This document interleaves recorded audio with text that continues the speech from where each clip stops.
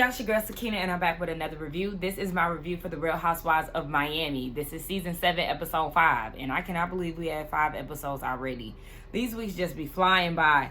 But baby, let's go ahead and get into it, because it opens up with Alexia with this man. I can't even remember what his name was, but he is a self-help expert, okay?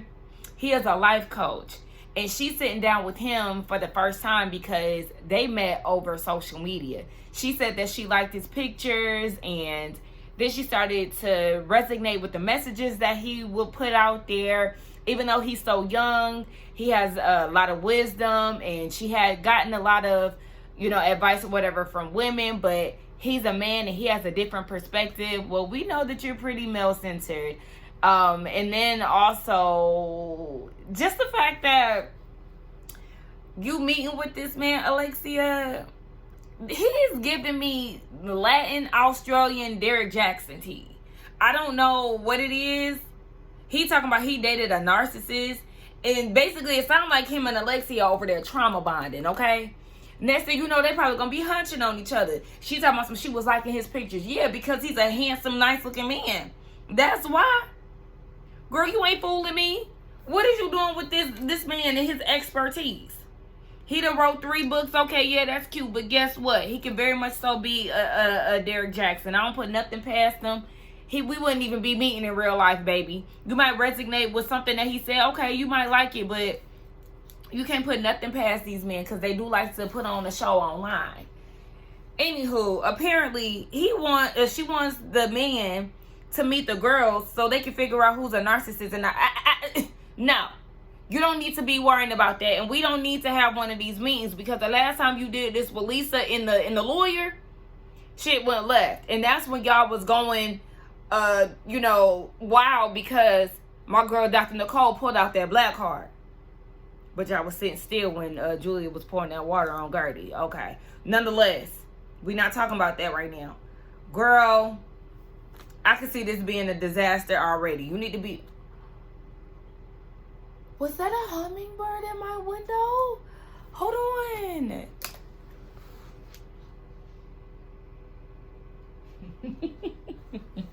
That definitely wasn't a hummingbird, but it was a bird, and it had like a greenish yellow belly. It was literally at my window. So when I got closer, it was still there. It was just a little lower. Oh, thank you for visiting me. Was you trying to tell me something? I don't know. But yeah, she need to be focusing on leaving Todd and not trying to weed out narcissists in the friend group. Girl, gone. Lisa, what the hell are you talking about? I had no idea what she was trying to say. She's talking about she has a long list of things to do, including the house that Lenny is supposed to build based on their marriage agreement. Remember last year, whatever season that was, he bought a plot of land. The house was to tear down. It's supposed to tear down the house that's there and rebuild a new one. And so it was kind of like Jody asked how that was coming along, but then she could never really explain what was going on. And then in the confessional, she was trying to say what it was in the agreement, but then Jody interrupted her. He was in the background of her confessional. He interrupted her, so she couldn't say what she was going to say, but she was saying that Jody knows more about the situation than she does. How does he know about your marital agreement more than you do? And then you go and say things like people was trying to take advantage of you, but now that you have Jody, the one who's looking out for you, they don't like that. But it sounds like you are setting yourself up again to be taken advantage of because you still don't know shit. I was like, girl, if you don't spit it out, is the house in development or not? Is the process started, yes or no? Because there was a lot of interruptions in the conversation. She was just stuttering. She would say something, then would stop. He cutting her off. What is this? Is the house being built, yes or no? Girl. Then she talking about Larsa basically is trying to paint Jody as this mean person. He's not mean to women. Okay, he very much so, probably is a nice man. But again, you're setting yourself up because you're leaning on him. The same way that you leaned on Lenny for the bills to be paid and everything else, you're leaning on Jody to he's a part of your business meetings and all this other stuff. Girl, get a grip, and if you can't handle the shit, hire somebody. But don't be in a situation where you're reliant on a man again, because you're going down the same road. Y'all, real quick, I want to say this. I love interacting with y'all so much in the comments. Like, that's why I be telling y'all to get down in the comments, because y'all really be cracking me up. So I posted my Love Island review, right? And it's like an hour and 15 minutes long. I had a lot of episodes to cover. And, you know, my mind I was kind of ranting at some points. But one of y'all was like, basically, bitch, talk about episodes 13 to 32. I know it's a lot. It's a lot, okay? And then I'm looking at some of the other comments. Please make sure y'all check out my Love Island recap. I'm caught up now, so yes, let's chat about that. If you are into Love Island, I had a lot to say, clearly, but we get this scene with Stephanie, the newbie, and Larsa. So she's at, what is it, Sheamar Bazaar? I have no idea what it is. I don't know if it's a restaurant or what, but this is like her domain when it comes down to the businesses that her and her husband own. We learned that the real estate business, she's actually the president. And so she's, you know, working hard to get her way up to the top. They've developed like 12,000 properties and all this. So, you know, they're a really successful business. And they sit down. Well, Kiki joins them too. So they sit down and eat, and they talk about family dynamic because Stephanie's mom FaceTimed her. So after they got off the call, Stephanie tells the girls that she took her parents on her honeymoon. And why would you do anything like that? Because, yeah, I'm with Larsa, girl. You supposed to be getting down and dirty, and your parents is there. Do you really like this man, or is it for his money? Because I feel like people do stuff like that when they're avoiding certain people. Like, they need a safety net. Or I don't really like him. I'm just, you know, marrying for the benefit. Let me go ahead and bring my parents because I don't want to be with him the whole time. And they can kind of interrupt our alone time from time to time. Like, do y'all feel what I'm saying? Because that's the vibe I'm getting, girl. Otherwise, you will be going by yourself and seeing your family when it's time to, you know, go back home.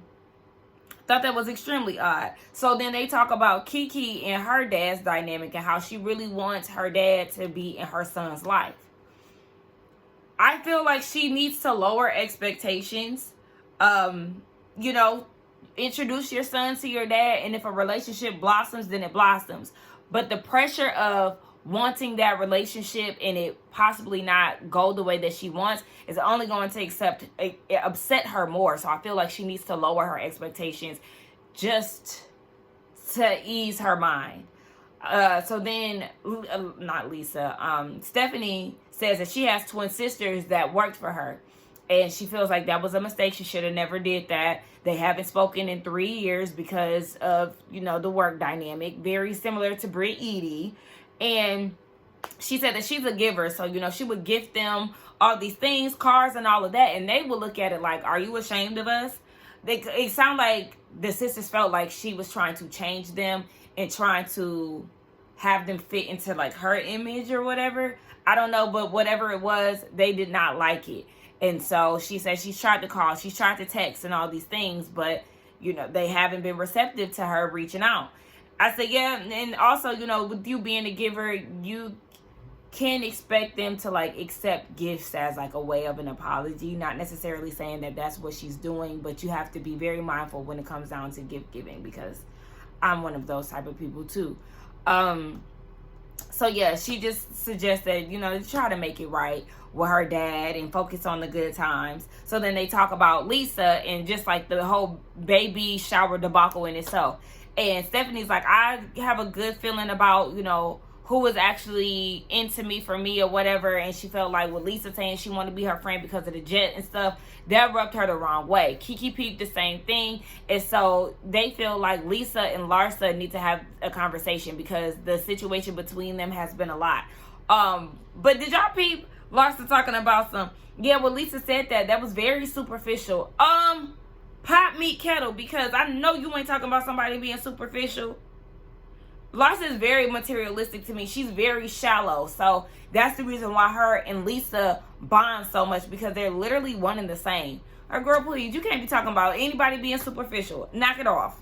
Gertie goes out with Alexia, and the reason why Gertie went to New York was to ring the bell at the New York Stock Exchange with the American Cancer Society. So, you know, that was a big deal for her. That was very nice. And then they got into the whole baby shower, Marisol's wedding party, and how she just feels so misunderstood by the group. She said in their group chat, she let them know about her going to New York, even though they were in the midst of talking about the baby shower. Nobody made a comment about it. And, you know, she felt some type of way about that. She often feels ignored, and, you know, like nobody is responding to her messages. We also see a flashback of the wedding party where she got splashed. I don't know if it was before or after she got splashed, but Larsa was basically trying to tell her to like calm down or something. And then you got Alexia telling her that she was too loud. She was loud and defensive.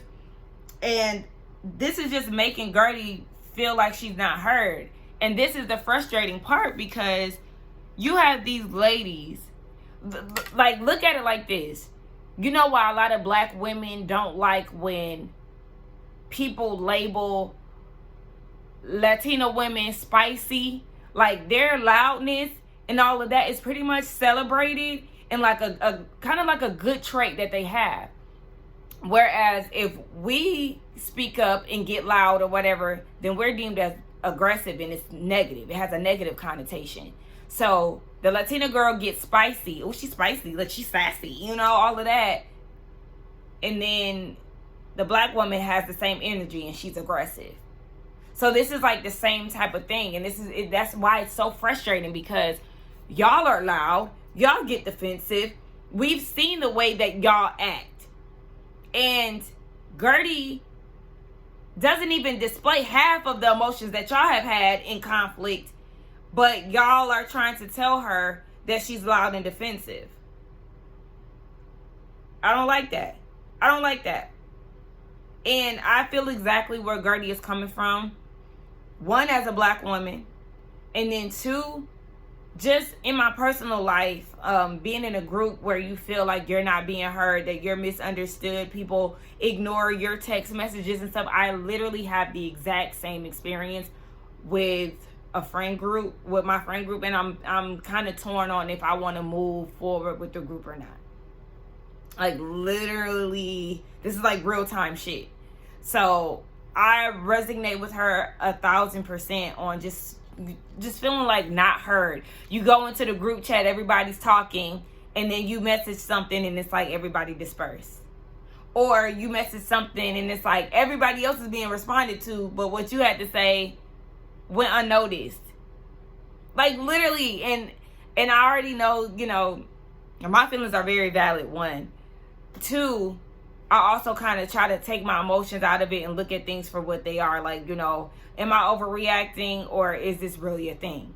And so it's not like I'm just trying to act off of emotion, but I understand where Gertie is coming from. It's not a good feeling to feel isolated or to feel misunderstood with a group of people, especially, I know for me, with a group of people that you have been friends with for, you know, a long time. Whereas their you know, friendship comes out of convenience of filming the show together. Mine is rooted in, you know, years of actually building a friendship. So I don't know. But fuck the ladies in the cast, okay? When it comes down to Gertie, yes, I do still stand on. I do think that Gertie is extra and all of that, but so are the ladies. So when you go to, you know, describing her as loud and all of that stuff, I don't rock with that, because all y'all bitches is loud. Did you see Lisa just storm out of the baby shower causing the scene? That's how y'all get down. It's real telenovela around this motherfucker. So please, calm all of that shit down. And Alexia trying to tell Gertie that she needs to have a heart-to-heart with Julia. Fuck all of that. And fuck Julia. Because Julia isn't taking accountability for her actions. So why would Gertie go and sit down with her and reach out to her and try to have a heart-to-heart when a bitch did her wrong? and was lying on her. Fuck that. No. We supposed to have sympathy for Julia, but where is the grace and sympathy for Gertie? Because I didn't hear any of that coming from Alexia while she was sitting down with her like, oh, I'm sorry that happened. Julia's wrong. I didn't hear none of that shit. Instead, you tried to gaslight her and tell her that it was all in her head. No. They're talking about this is the time where we need to be figuring out narcissists. No, this is the time where y'all bitches need to be holding bitches' feet to the fire. Feet? Look, I'm getting mad. I don't even know how to talk. Hold their feet to the fire. Shit. Kiki is out with her son Sheamar and his best friend. They're playing putt-putt and Larsa is coming along with them. So before Larsa gets there, you know, we get a little backstory about Sheamar. He's the first of the family to go to college. He's studying psychology. He wants to branch off to sociology. You know, all these good things. The waitress came up and Kiki was like, oh, you're so beautiful.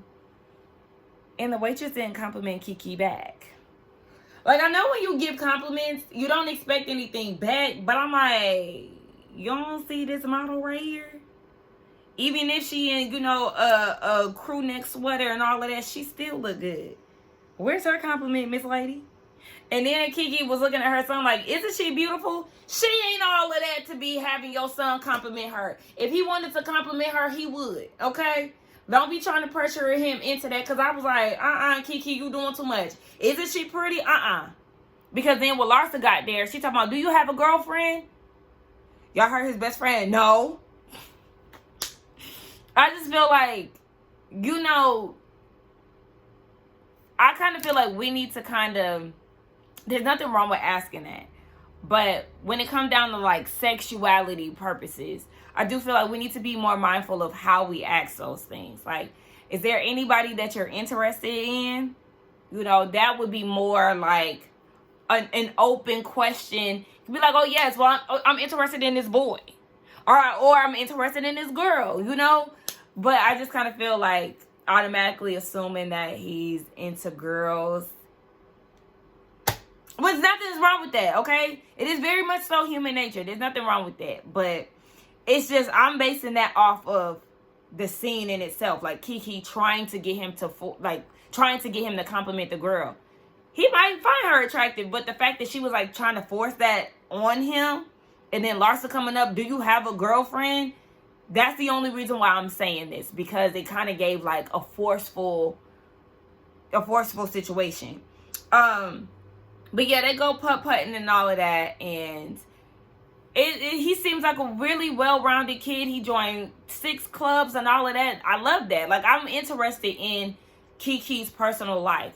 And so she's worried because her son's birthday is the next day, and she wants her dad to be a part of his birthday celebration. And so Larsa was like, let's call him right now. So she calls and she reminds him like, hey, make sure that you call tomorrow for Sheamar's birthday. Like, that's very important to him. Now, the question that I have is it important to Sheamar that his granddad reaches out, or is it important to you?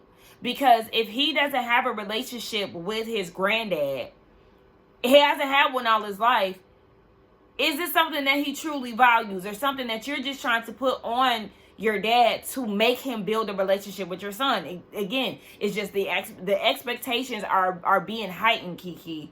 Again, lower them down, girl. But he said he gonna call, so I guess we'll see. We get introduced to Stephanie's husband. I forgot his name. But we know that there is a 24-year age gap between the two of them. But she's actually the old person in the relationship. We seen videos of him dipping it low, baby. Okay, a few times. I said, okay. Even Larsa hung out with him and was like, yeah, you're definitely the old head. But he's a nice looking man. I said, okay. All right, Mr. Man. So they're doing a walkthrough of the properties.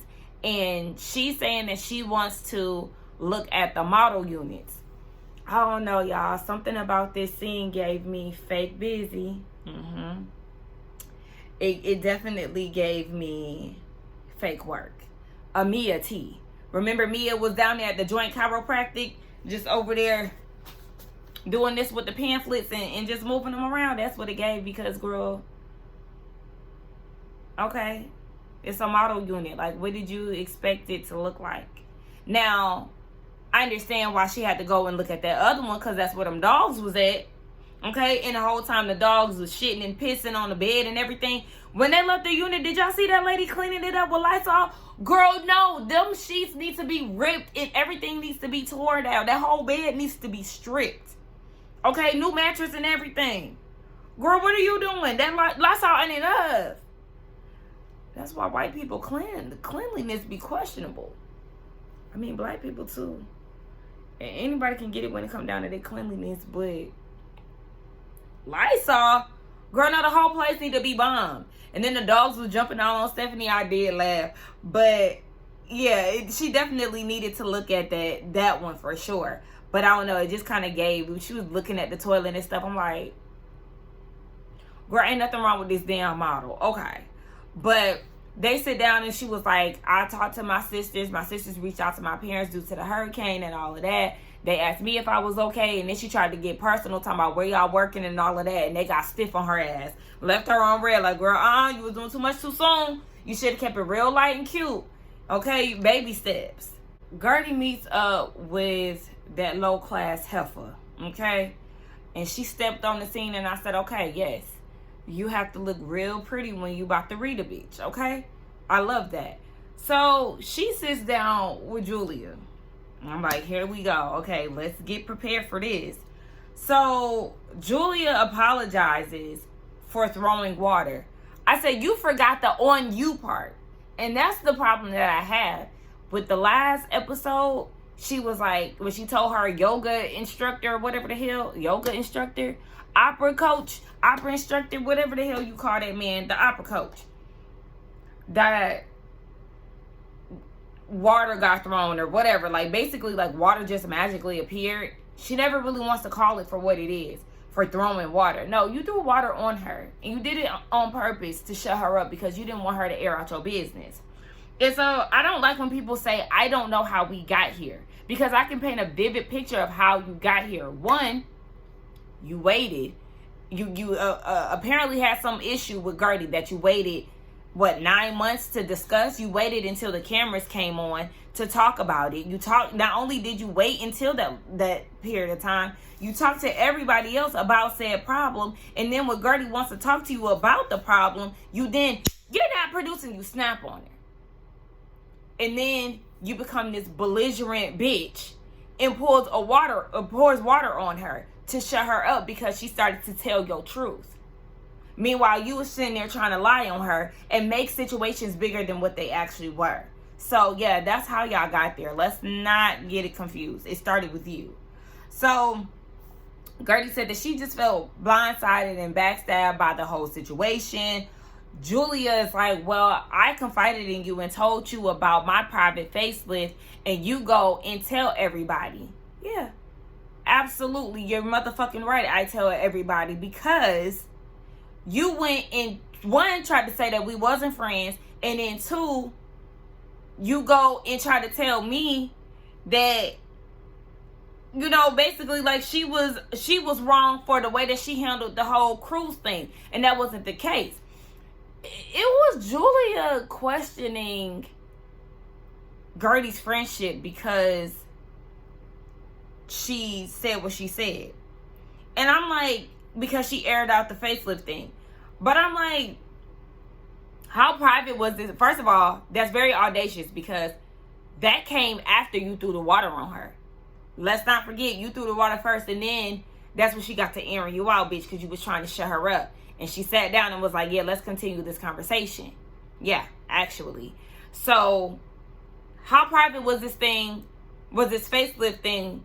Because Kiki confirmed it on Watch What Happens Live. Last week when she was on there, she said that, yeah, Julia did get a facelift. So, or whatever that episode had aired. Y'all, I might go live and talk about, Next Generation. What's that show called? I don't know. The Housewives Kids. Because I've been watching it and I've been very into it. But yeah, how private was this facelift thing? Because Kiki knew about it. So, what are you talking about? And just like Gertie said, yes, I aired out your business because I was matching your energy. You pour a drink, I'm going to say some shit about you. You better be lucky she didn't bop you upside your head, because that's the true definition of energy being matched, for real. But Julia was like, well, Gertie was more so hurt because Julia said that they were not friends, that they were never friends, they were acquaintance. And Julia said that she said that basically because she was hurt. Girl, fuck all of that. You know what? We acquaintance, bitch. We ain't got to be nothing for real. We don't have to be nothing. We're not nothing now because you went as far as violating me and throwing water on me. We will never be cool. Like, don't ever do nothing. If you want to be friends with me, warning to anybody. Don't throw no drink on me. Don't call me out my name. Like, on some real shit. Like, you know, we call people bitches, you know, terms of endearment and stuff. Don't call me out my name. Don't get physical with me, okay? Really, like, that's really number one. Do not get physical with me. Don't. Do not do that. So, and Julia tried to interrupt Gertie, talking about, do you like me? Girl, fuck all of that. I'm trying to talk. Don't think that little raggedy ass smile is going to change how I feel. Girl, fuck you. It still would be the same thing. They talking about baby steps. Absolutely not. It's fuck her.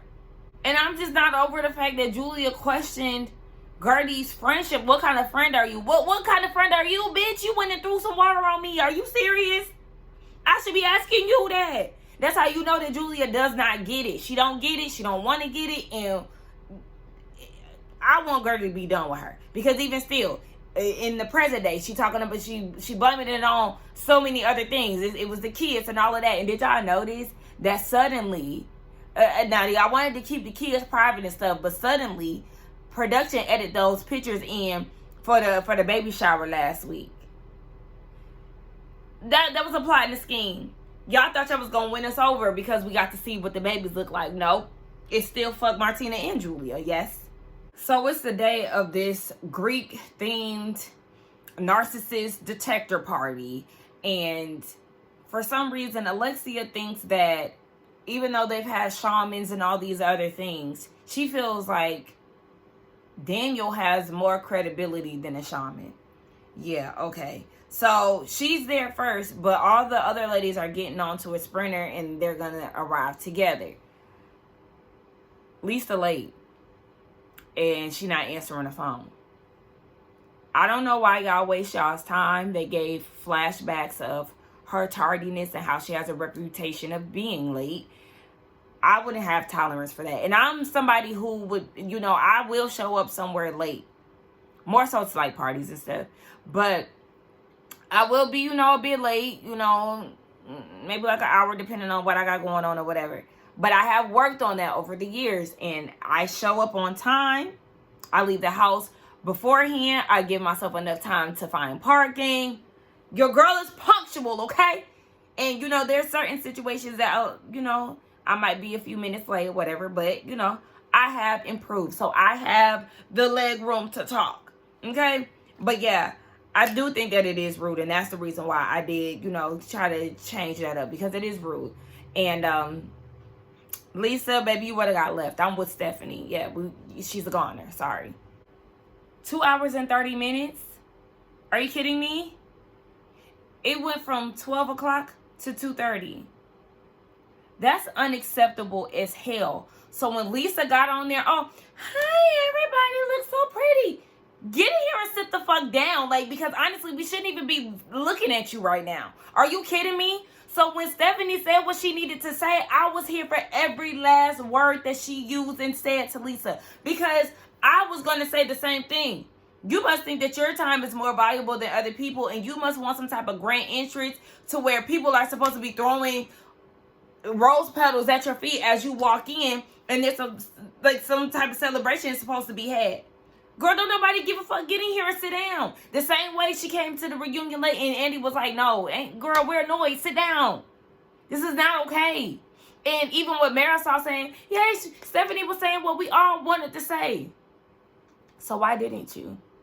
Because, yeah, honestly, it should have been coming from y'all. Somebody who knows her history. Y'all accepting the shit, and that's the reason why she think that she can do that. Y'all literally sat there for 2 hours. Y'all sat there for 2 hours. Baby, I would have been in the Uber. I would have been gone. Ain't no bitch ever gonna have me 2 hours late, and I'm sitting here just waiting. Absolutely not. You will have to feel me. You gonna be late. Every time you late, you will be rejected entrance. Dead ass. Because that's unacceptable. That's rude as fuck. And I was here with Stephanie and with everything that she said. You are completely out of order. And I don't care if Stephanie is new to the group. Your friends, they ain't got enough puss to say what the hell they mean. Larsa chimed in, but it's like, she comes in and y'all like, oh, you're late. No. Ain't no smiles and giggles. That's the reason why she pulling this shit, because she knows she can with y'all. She would have me fucked up. And then go try to play victim. Girl, ain't nobody, don't put your hand, Lisa does that. Don't put your hand in my face. Meanwhile, you were the one who did this to Stephanie first. And that's the reason why Stephanie gave it back to you. Girl, if you don't get the hell out of here with that, I would have cussed Lisa out. She really been running out. She really would have been running out screaming. And then Stephanie was trying to apologize to her, but also giving context as to, you know, why she felt so strongly about it. Because being late is one of her pet peeves. And I can understand that. There's a difference between being tardy and being late, and then being extremely disrespectful. And Lisa was on the extremely disrespectful spectrum of lateness. It's getting dark, y'all. It's about to rain here. It went from like all bright and sunny to like even my whole thing was dark. But anyway, y'all let me know what y'all thought about this. Lisa completely pissed me off. Julia pissed me off. Who else pissed me off? Alexia pissed me off. Larsa pissed me off because of that flashback of her trying to tell Gertie to be quiet. There was something else that Alexia said too. Oh yeah, she told Gertie, talking like that turns people off. Let's not talk about turn off. Your self-absorption is a turn off, Alexia. You, Larsa, and Lisa got that real bad. Your proximity to losers turns me off. Look at your dating history, Alexia. Okay, you still want to be chose by a nigga that dumped you and was moving out in front of your face. He was moving out in front of your face, bitch. You ain't even catch it. But you still want to my man him to this day. Girl, talk about turn offs to me. Bitch, let's get into your turn offs. Bitch. Your lack of ability to stand the fuck up is a turn off. Girl. Talk to me about some motherfucking turn-offs, bitch. We can get into all y'all turn-offs for real. But anyway, let's get down in the comments and talk, y'all. Don't forget to like, comment, and subscribe to my channel. And I will see y'all in the next one. Bye.